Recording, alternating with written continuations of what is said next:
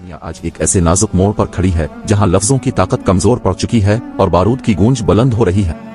मशरिक वस्ता में ईरान और इसराइल के दरमियान बढ़ती हुई कशीदगी एक इलाकाई तनाज़ो नहीं रही, बल्कि ये आलमी ताकतों के मफादात का महवर बन चुकी है। दोनों ममालिक एक दूसरे के खिलाफ बराह रास्त अपराक्सी हमलों में मुलव्वस हैं और हर दिन हमें आलमी जंग के करीब तर ले जा रहा है। ये जंग महज मजहब या सरहद का झगड़ा नहीं, बल्कि एक हिकमत अमली है, एक नजरियाती तसादुम। इसराइल अमरीका की सरपरस्ती में दुनिया की जदीद तरीन फौजी ताकत से लैस है और खुद को हमेशा खतरे में तसव्वुर करता है। दूसरी तरफ ईरान है, जो अपनी मजहबी व इलाकाई हैसियत को बरकरार रखते हुए अपने इत्तेहादियों, खास तौर पर हिज़्ब अल्लाह जैसे ग्रोहों की मदद से अपने असर और रसूख को वसी कर रहा है। ताहम असल जंग जमीन पर नहीं, बल्कि आलमी स्टेज पर लड़ी जा रही है। अमरीका न सिर्फ इसराइल का मुहाफिज है, बल्कि मशरिक वस्ता में अपने तसल्लुत को कायम रखने के लिए हर मुमकिन कदम उठा रहा है। चीन और रूस ईरान के साथ अपने ताल्लुकात के जरिए अमरीका के असर और रसूख को महदूद करने की कोशिश कर रहे हैं। इन ताकतों का किरदार बराह रास्त लड़ाई में नहीं, बल्कि पर्दा है, जहां फैसले मेज पर होते हैं और नुकसान मैदान में। अरब ममालिक इस बहरान में तकसीम हो चुके हैं।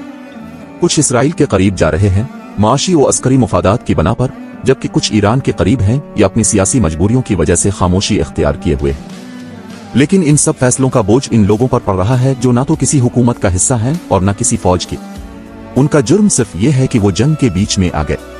शहरों की तबाही, लाशों की गिनती, हिजरत करते खानदान, भूखे बच्चे और खौफजदा आंखें, ये सब कुछ गवाह हैं कि जंग का असल चेहरा कैसा होता है। टीवी पर जो दुखता है वो सिर्फ मंजरनामा होता है, लेकिन हकीकत खाक, खून और चीखों में लिपटी होती है।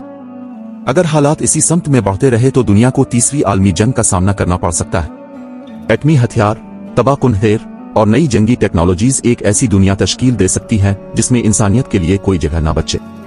लेकिन अगर दुनिया ने अक्ल, इंसाफ और अमन को मौका दिया तो शायद ये जंजीर टूट जाए, शायद मुज़ाकरात और सिफारतकारी कोई नई राह दिखा सकें। याद रखिए, जंग में सिर्फ फौजी नहीं मरते, इंसानियत मरती है।